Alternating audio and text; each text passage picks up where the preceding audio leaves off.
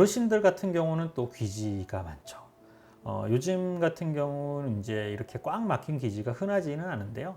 귀지가 이제 이렇게 벌레처럼 또는 떡과 같이 이렇게 꽉 막혀 있는 걸 우리가 이구전색이라고 합니다.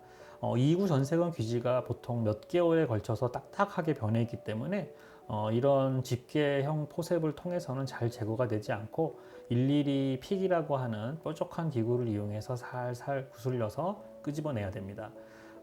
아니면 이제 다른 경우에는 이제 뭐 이용액이라고 해서 귀지를 녹이는 약을 넣고 다시 방문해서 치료할 수 있는 경우도 있는데, 저희 병 같은 경우는 주로 이제 그런 픽을 이용해서 당일에서 바로 원스톱으로 제거를 해주고 남아있는 외유도염에 대한 치료를 해줌으로써 치료를 종결합니다. 또한 이제 젊은 분들 같은 경우에도 이런 진균성 외유도염이라는 것도 굉장히 흔합니다. 우리가 대학병원 같은 경우에서 많이 보는 케이스인데요.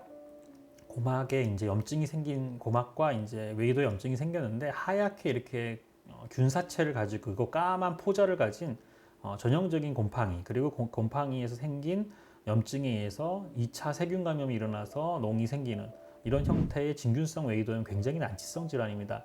그래서 다른 이비인후과 같은 경우 이런 경우에 이거를 바로 제거하지 않고 여기에다가 이제 약물 치료를 한다든지 뭐 적외선 치료를 하는데, 그렇게 해서는 상당히 시간이 많이 걸리고, 이 진균종들의 문제는 뭐냐면 이 균사와 포자들이 피부 속에 이렇게 박혀 들어가는 겁니다. 피부 속에 박혀 들어가기 때문에 이거를 제거를 하더라도 진물과 피가 나면서 이렇게 오른쪽 같이 그린 귀 전체가 염증이 있는 걸 볼 수 있는데요.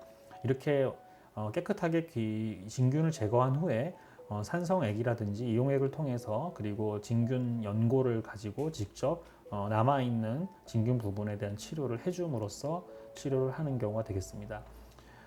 저희는 이제 이런 거를 각각 한 번에 치료를 하기 때문에 두세 번의 치료로 상당히 치료 효과를 볼 수가 있었습니다.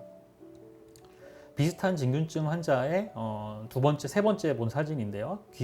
고막에 약간의 딱지는 남아있지만 외이도의 염증은 다 사라진 상태를 볼 수가 있겠죠. 그래서 치료가 굉장히 적극적으로 할 경우 잘 된다는 말씀입니다. 하지만 이제 이런 것들을 방치하여서 그냥 치료를 하지 않고 놔둔다면 이 진균이 귀 속으로 고막을 퍼져 들어가고 뼈 속에 침착을 하게 되면 대학병원에서 큰 수술을 받아야 되는 사례가 될 수도 있습니다.